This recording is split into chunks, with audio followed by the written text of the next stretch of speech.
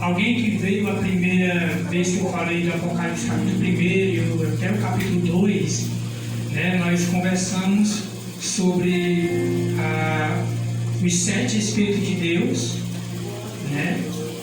Falamos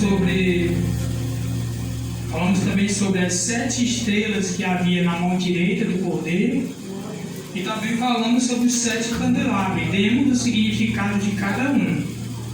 Hoje nós vamos falar da igreja de Éfeso, né? Está em Apocalipse, no capítulo de número 2.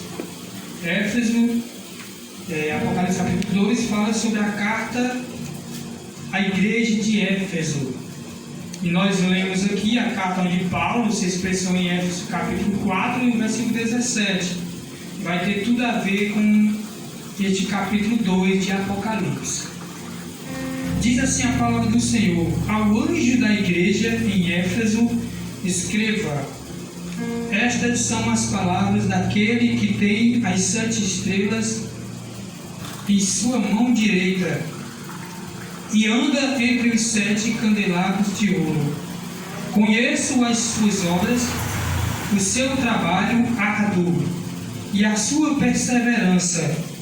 Sei que você não pode tolerar homens maus, que pôs às provas os que dizem ser apóstolos, mas não são, e descobriu que eles eram impostores.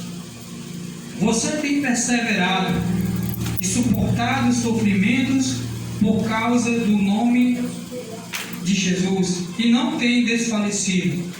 Contra você, porém, tenho isso: você abandonou o seu primeiro amor. Lembre-se de onde caiu, arrependa-se, pratique as obras que praticava no princípio. Se não se arrepender, virei a você e tirarei o seu candelabro do seu lugar. Mas há uma coisa a seu favor: você odeia as práticas dos nicolaítas, como eu também os odeio. Aquele que tem ouvido, ouça o que o Espírito diz às igrejas. Ao vencedor darei o direito de comer da árvore da vida que está no paraíso de Deus. Louvado seja Deus. Nós estávamos lendo, irmãos, lá em Efésios, no capítulo 4, Paulo exortando o povo ali da igreja de Éfeso, só lembrando os irmãos que a igreja de Éfeso era uma igreja de gentios, né? Era um povo que não era judeu, né? E o mais interessante que eu entendo aqui, quando eu leio em Apocalipse 2, a gente vê que a igreja de Éfeso, ela tinha um discernimento espiritual. Discernimento espiritual esse que Paulo, ele fala lá em 1 Coríntios, no capítulo 14, sobre os dons, e no capítulo 13 também, ele fala sobre os dons espirituais. E ele diz que um dos dons espirituais que nós temos que buscar com maior zelo é o dom do discernimento. E a igreja de Éfeso, na época, eles buscavam muito a Deus. E eles tinham a capacidade de saber se havia impostores diante deles. Que tipo de impostores eram esses? Eram pessoas que muitas vezes se faziam apóstolos, que se faziam cristãos, que diziam ser mestres, que pregavam a palavra da justiça, mas eles trocavam, eles mudavam o conceito da verdade, né, por trás. Eles tentavam persuadir aquelas pessoas que tinham conhecido a verdade e dizer: não vai por aqui não, que isso é besteira. Você pode escolher o lugar que você quiser. Essas pessoas eram chamadas nicolaítas, né? Eles pregavam o evangelho contrário ao evangelho verdadeiro.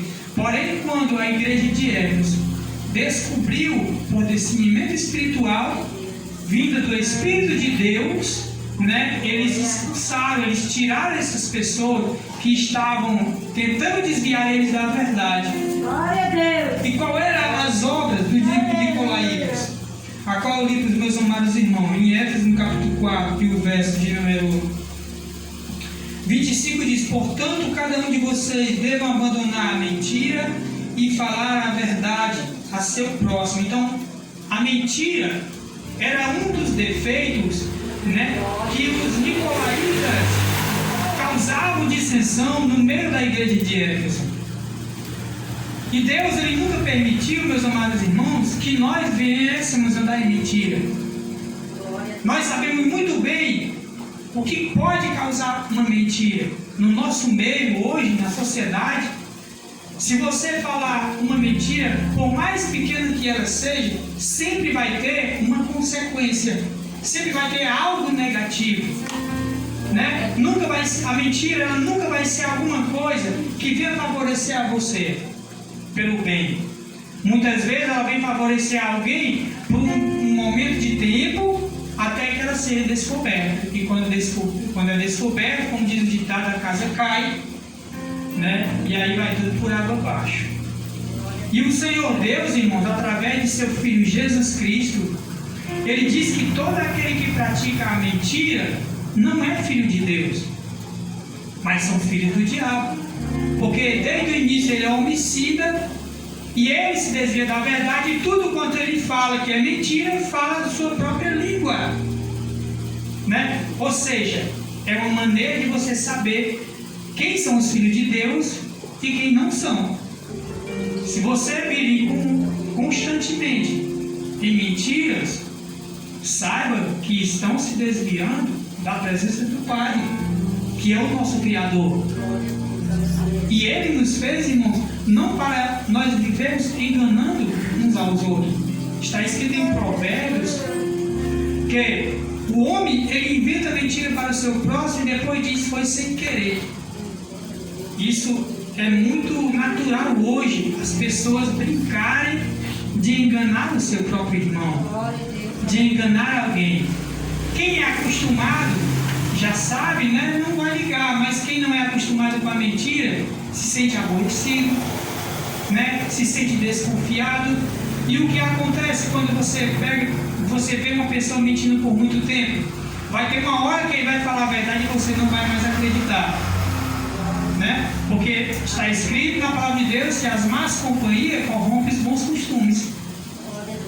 Quando nós praticamos um erro, muitas vezes, mais de 2, 3, 4 e muito sucessivamente, a gente vai ter como mentiroso, né? E as pessoas não vão dar crédito a nós. Por isso é muito importante nós, como cristãos, tirarmos a mentira do nosso coração, por mais que seja uma brincadeira. Não podemos deixar que a mentira ela venha se enraizar no nosso coração. Porque todas as vezes, se ela enraizar, o que vai acontecer? Sempre nós vamos estar acostumados a inventar histórias. Sempre. Né? E isso não é bom, irmãos. Primeiro, não é bom para a nossa conduta moral, porque podemos gerar desconfiança com o nosso próximo, com o nosso familiar. E também não é bom para a nossa conduta com Deus. Porque cada vez que nós praticamos algo que não é do agrado do Senhor, irmãos, nós estamos se afastando dele. Quando nós se afastamos da verdade, nós estamos vulneráveis a coisas piores acontecerem na nossa vida. Mas dou graças a Deus que a igreja de Éfeso, de Apocalipse, era uma igreja que orava a Deus constantemente e eles buscavam o discernimento espiritual, a qual lhe foi revelado. E eles descobriram que os nicolaítas eram impostores, né? E tiraram, para quê? Para que não viesse a fermentar. Exortaram a eles: ora, se vocês querem ficar no nosso meio, que seja dessa maneira, da forma que Cristo ensinou, e não da forma que vocês querem. Porque eu quero dizer uma coisa para os meus amados irmãos: nós é que temos que se adaptar à lei, e não a lei que tem que se adaptar a nós. Eu sempre costumo representar como exemplo a nossa lei de trânsito, porque é uma lei que nós todo dia vivenciamos. Quantas pessoas hoje são pegas por estarem irregulares em seus veículos, porque estão ignorando a lei? Mas o que é que a lei faz? Ela está prendendo aquele indivíduo? Não. Ao contrário, a lei ela faz nos dá liberdade. Se nós estivermos em dias regularmente, com nossos documentos, tudo regular, devido à nossa lei governamental, você pode passar tranquilo. e você não vai ser multado, não vai ser notificado, porque você está segundo as regras, certo? Se você está em obediência, você não precisa entender, você não precisa se esconder. Aquele que vive se escondendo é porque não está querendo ser sujeito à lei dos homens. Assim como nós, se não somos sujeitos à lei dos homens, o que pode acontecer com nós? Nós podemos chegar ao ponto de irmos à prisão. Como fala em Romanos, no capítulo de número 13. Louvado seja o nome do Senhor.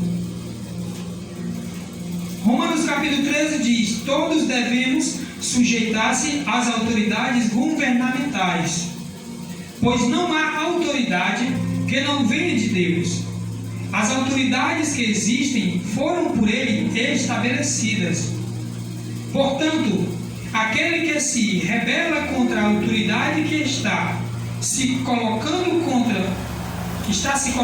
contra o Deus que instituiu.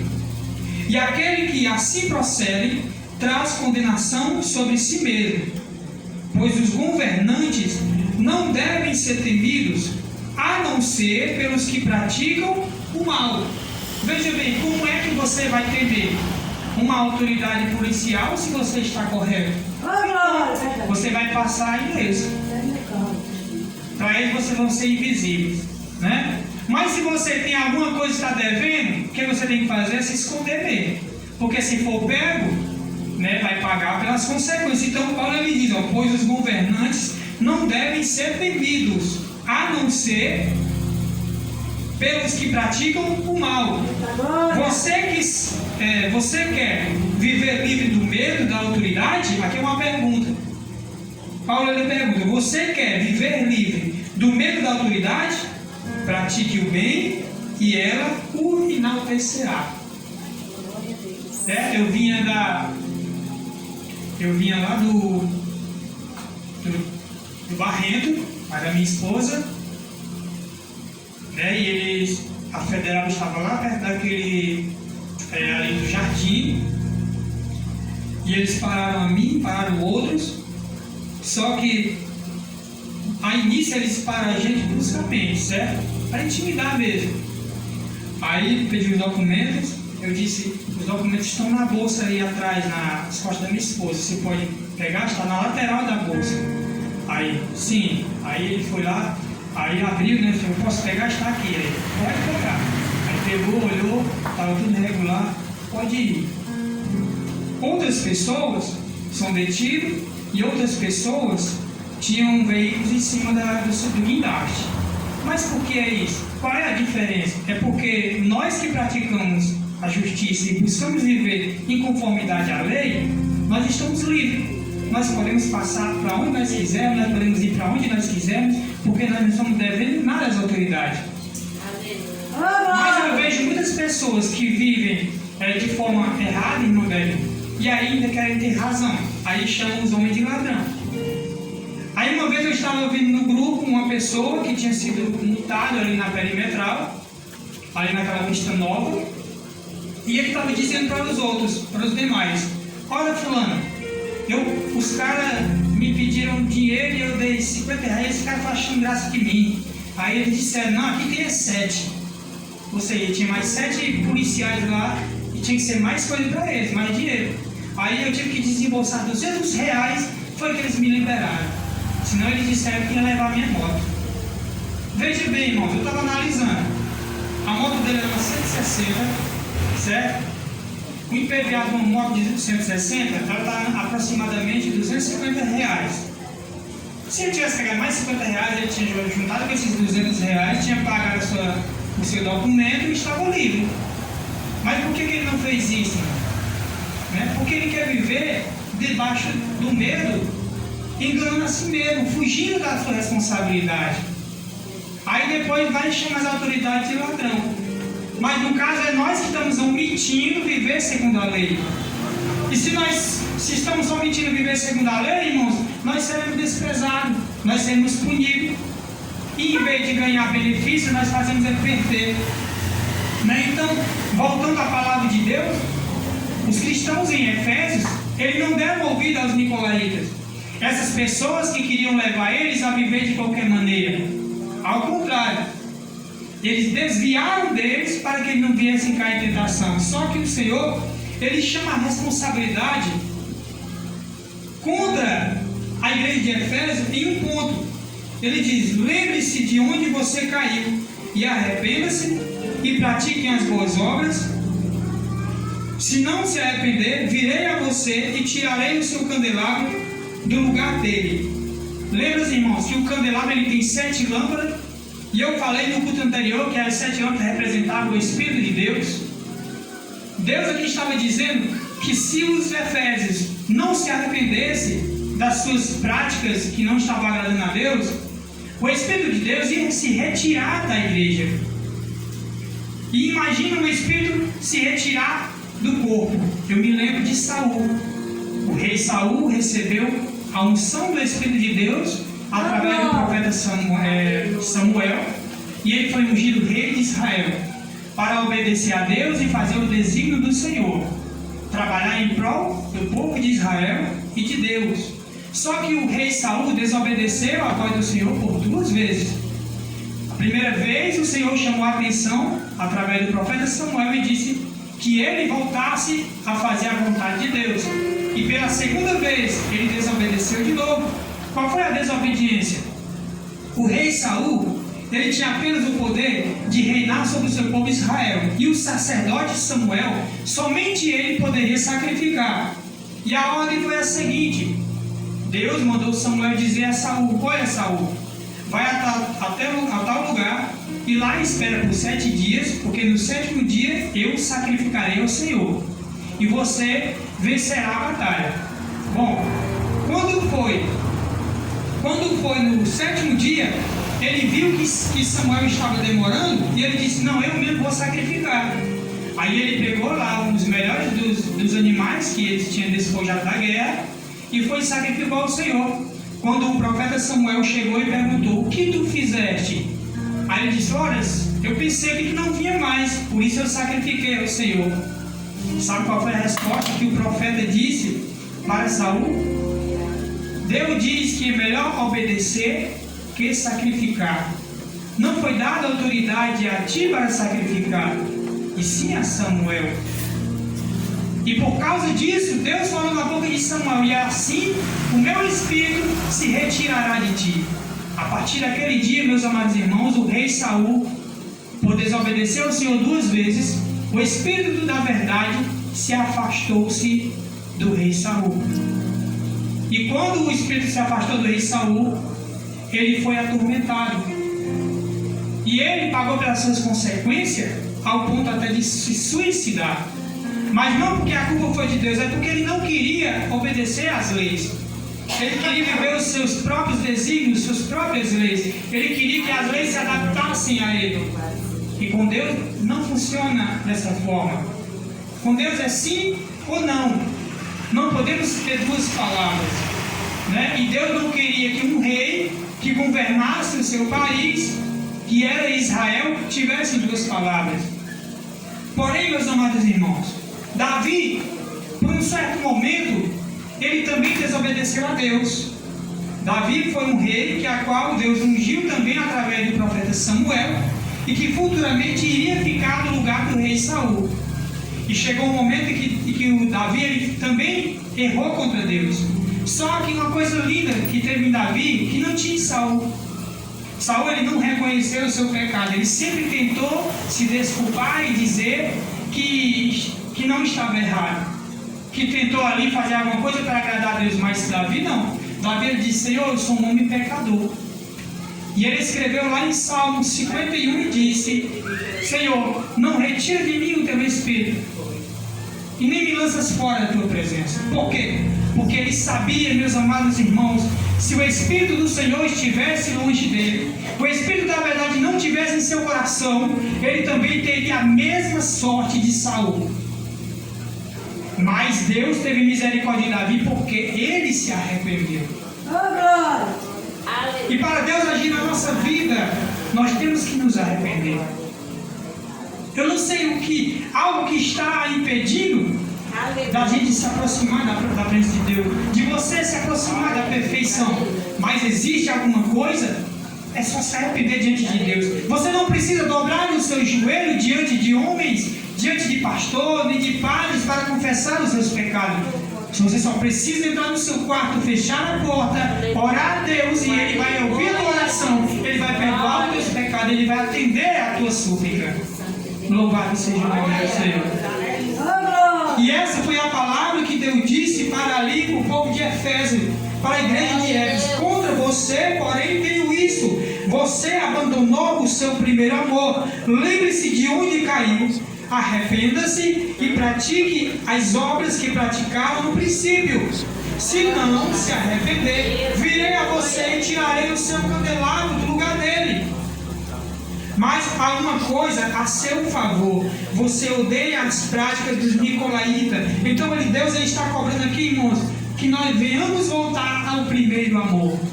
Eu não sei qual foi a fase da sua vida como cristão que mais você sentiu a presença de Deus, mas Deus está chamando ao primeiro amor. Você sabe muito bem que não existe nada tão importante do que o primeiro amor, do que o amor à primeira vista. Nós, seres humanos, de um homem para uma mulher, assim é Deus para a sua igreja. Louvado seja o nome do Senhor. Deus, irmãos, Ele sente falta quando nós buscamos Ele de coração.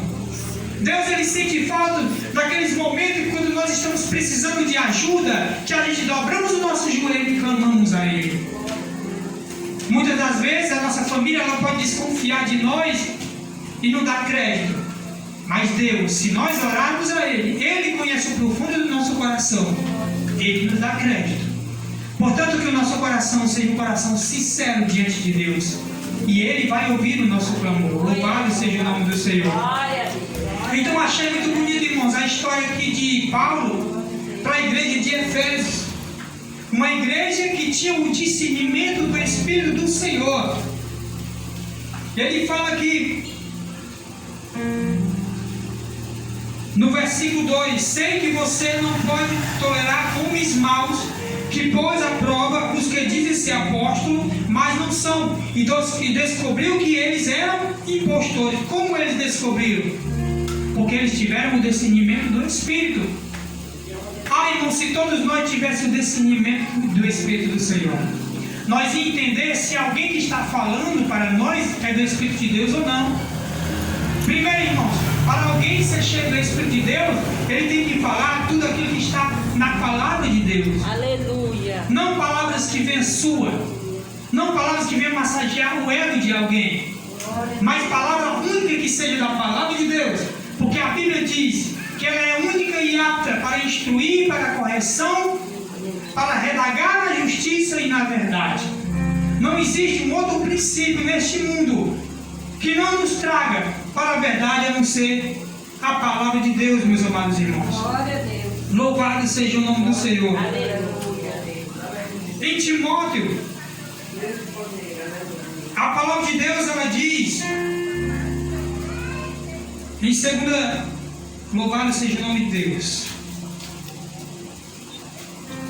Em 2 de Timóteo, a palavra do Senhor fala, no capítulo 3, no versículo 14, ele diz: quanto a você, porém, permaneça nas coisas que aprendeu e das quais tem convicção, pois você sabe de quem o aprendeu, porque desde criança você conhece as santas sagradas letras, que são capazes de torná-lo sábio para a salvação mediante a fé em Jesus Cristo. Versículo 16 diz assim, meus amados: toda a Escritura é inspirada por Deus e útil para o ensino, para a repreensão, para a correção e para a instrução na justiça.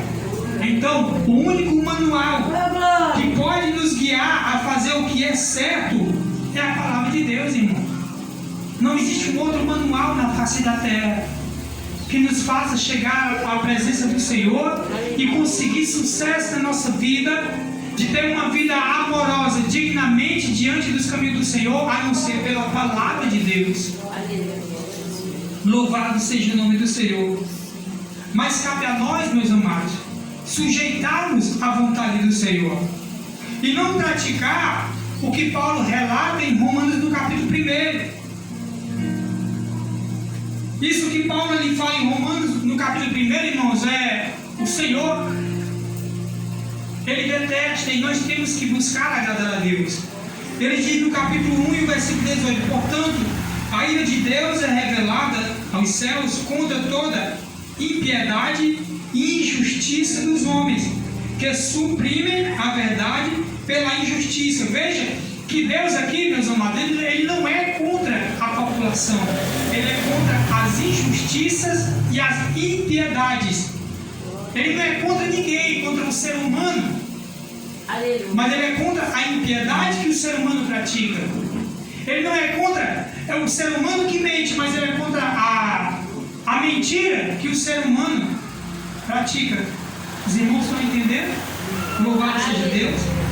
Pois o que Deus se pode conhecer é manifesto contra eles, porque Deus lhe manifestou, pois desde a criação do mundo, os atributos invisíveis de Deus, seu eterno poder e sua natureza divina, tem sido visto claramente, sendo compreendido por meio das coisas criadas, de forma que tais homens são indesculpáveis, porque, tendo conhecido a Deus, não o glorificaram como Deus, e nem lhe deram graças, mas os seus pensamentos tornaram-se fúteis, e o coração insensato deles se obscureceu. Dizendo-lhes sábios, tornaram-se loucos, e trocaram a glória de Deus imortal por imagens feitas segundo a semelhança de homem mortal, bem como de pássaros, quadrúpedes e répteis. Por isso Deus os entregou à impureza sexual, segundo os desejos pecaminosos do seu coração, para a degradação do corpo em si, trocando a verdade de Deus pela mentira, e adorando e servindo as coisas e seres criados em lugar do Criador, que é bendito para sempre. Veja, irmãos, Deus ele nos criou com tanto carinho, certo? Ele é criador dos céus, da terra e das fontes das águas, e nos criou com tanto carinho, dando a nós todos os nossos membros que precisamos, colocando em nós a beleza da sua santidade. E nós muitas vezes deixamos a nossa mente se transtornar e entristecemos a Deus, adorando a Deus estranho, adorando a imagens de escultura que são criadas por homem. E os irmãos sabem disso. E o verso 26, Paulo ele diz: por causa disso, Deus os entregou às paixões envergonhosas. Da mesma forma, os homens também abandonaram as relações naturais com as mulheres e se inflamaram com as paixões pelos outros, e começaram a cometer atos indecentes, homem com homem, e receberam a si mesmo o castigo merecido pela sua perversão. Além do mais, visto que desprezaram o conhecimento de Deus, ele o entregou a uma disposição mental reprovável, ou seja, Deus permitiu que o homem, com seu livre-arbítrio, escolhesse para ele o que era certo ou errado. Deus ele não se intrometeu na nossa vida dizendo: vem para a direita e vem para a esquerda. Não, ele disse assim, que o justo vai para a direita e o ímpio vai para a esquerda, como está escrito lá em Eclesiastes 10 e versículo 2. Mas ele deixou à disposição do homem escolher esse caminho. Em Provérbios diz também que há caminhos que para o homem parecem serem corretos, mas no final é morte. Nós sabemos muito bem que pessoas que vivem ilicitamente contra a lei de Deus e a lei dos homens, eles vivem com fartura por pouco tempo. Exemplo disso, traficantes que vendem drogas, têm altos carros de luxo e moradas dignas de uma pessoa que é rica, mas quando a casa cai para eles, tudo se desmorona e se desfaz. E a Bíblia diz que o salário do pecado é a morte. E o que acontece? De vez em quando sabemos de notícias de tantos tiros, o indivíduo levou tantos tiros porque aí quando você vai saber, era uma pessoa que era traficante, era uma pessoa que era laranja, eram pessoas que participavam de atos ilícitos. Então, meus amados irmãos, o que é que Deus quer que nós venhamos guardar no nosso coração hoje? que tudo que é ilícito tem que ser afastado do nosso coração. E nós temos que colocar no nosso coração apenas algo que é lícito, porque nós fomos criados por Deus para praticarmos boas obras. Em Efésios, no capítulo de número 2, irmãos, Paulo ele fala claramente: vamos abraçar, irmãos, essa oportunidade que ele nos dá. Ele diz em Efésios capítulo 2 e o versículo 8: pois vocês são salvos pela graça por meio da fé. Isso não vem de vocês, é dom de Deus, não por obras para que ninguém se glorie, porque somos criação de Deus, realizadas em Cristo Jesus, para fazermos boas obras, as quais Deus preparou antes para nós a praticarmos. Então Deus nos escolheu, meus amados irmãos, para praticarmos boas obras. Ele não quer saber da nossa etnia, Ele não quer saber da nossa cor, Ele quer saber das nossas obras, Ele quer saber do nosso interior, aquilo que nós estamos dando para Ele, com perfeição. Porque quando Ele nos fez, irmãos, Ele não mediu esforços para nos dar o que nós temos hoje. Então o que é que nós temos que fazer em gratidão a Ele? Adorar a Ele, orar somente a Ele, agradecer a Ele pelo fôlego de vida que Ele nos deu para respirar. Porque muitos hoje, meus amados irmãos, não puderam levantar da sua cama. Muitos hoje estão nos hospitais e não conseguem se levantar. E vai chegar um momento, meus amados, que essas pessoas vão passar, vão morrer e vão perder o seu fôlego de vida. Mas Deus nos deu a oportunidade de ouvir essa palavra para que a gente venhamos a cada dia se inovar na presença de Deus e sermos novas criaturas. Glória a Deus. Vamos deixar aquilo que tem entristecido, porque nós mesmos que não temos lei, nós sabemos quando estamos cometendo algo que não é da de Deus. Nós temos a consciência de quando vamos cometer alguma coisa errada. Nós também temos consciência quando nós praticamos algo que é certo. E quando nós praticamos algo que é certo, nós estamos louvando a Deus, aquele que nos criou com todo prazer, para que nós venhamos ter uma conduta de verdadeiros cristãos. Não podemos ser apenas meros ouvintes da palavra de Deus e admirador da palavra de Deus. Eu vou à igreja porque eu acho bonito um louvor, eu vou à igreja porque eu acho bonito aquela palavra. Mas não, eu vou à igreja porque eu quero adorar o Senhor e eu quero ser um verdadeiro cristão. Aleluia! O Senhor ele nos chama à responsabilidade, irmãos, e a fazer como a igreja de Éfeso, arrepender-nos, para que Ele não venha tirar de nós o candelabro, para que Ele não venha tirar de nós o seu espírito. Venhamos nos despojar do nosso velho homem e vamos nascer de novo a cada dia.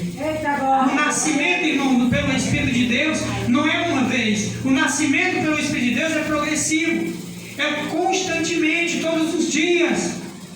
E a única maneira que nós temos de nascer de novo, irmãos, é lendo a palavra de Deus e praticando a justiça. Nós temos que ensina. Porque o fulano errou, eu também vou errar. Não, irmãos, nós não podemos ser sujeitos ao que o mundo faz. Mas vamos ser diferença nesse dia chamado hoje.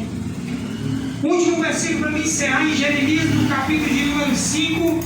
O Senhor ele nos chama, irmãos, a praticar a justiça. Jeremias capítulo 5 e o versículo 1. Ele diz: percorra as ruas de Jerusalém, olhem e observem, procurem suas praças para ver se podem encontrar alguém que haja com honestidade e que busque a verdade, então eu perdoarei a cidade.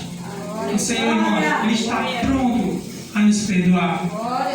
O Senhor ele está pronto a transformar a nossa vida. Basta que nós venhamos voluntariamente se entregar a Ele e deixar com que Ele venha trabalhar na nossa vida. Vamos mudar essa situação. Não é religião que vai nos salvar. Em Tiago, no capítulo 1, o Senhor ele diz que a verdadeira religião é essa: cuidar dos órfãos, das viúvas em sua dificuldade e não se corromper com o mundo. Não podemos se corromper com o mundo. Se vemos o mundo praticando algo de errado, não deixamos lá. Vamos fazer aquilo que nós sabemos que é certo. Glória a Deus. E qual é o certo, irmãos? É agradar a Deus. Aleluia. É fazer a vontade de Glória a Deus. Deus. É deixar com que Ele trabalhe na nossa vida e faça uma transformação. Louvado seja o nome do Senhor. Que esta palavra, meus amados irmãos, venha estar guardado nos vossos corações. Essas foram as palavras que o Senhor falou conosco nesta noite. Que a cada dia nós venhamos buscar se aperfeiçoar nesta verdade. Vamos abandonar tudo aquilo que agrada a nós mesmos e a nossa vontade, irmão. E vamos fazer a vontade daquele que nos criou. Sabe que nós temos um sorriso lindo, e tudo que Deus nos deu hoje, material, foi porque Ele nos ama e quer nos ver bem.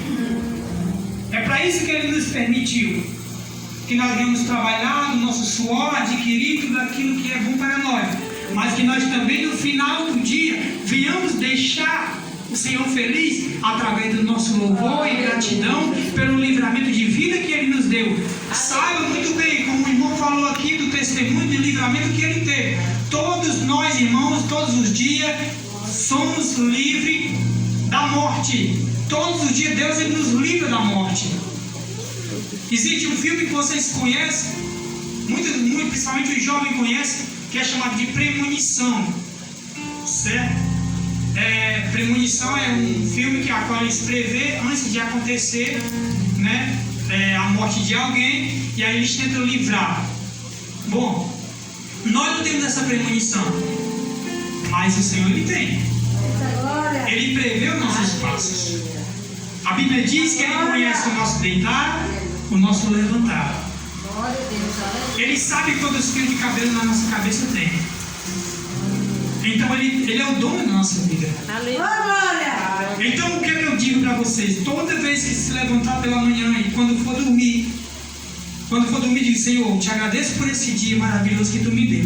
O que eu vivo hoje aqui foi tudo porque Tu permitiste. Porque muitos hoje já passaram para o Senhor, ou muitos morreram e não Te conheceram. E quando levantar pela manhã, Senhor, eu Te dou graças por mais esse dia que Tu me deu. Porque muitos não tiveram o privilégio. Louvado seja o nome do Senhor. Fique de pé. Vamos orar ao Senhor.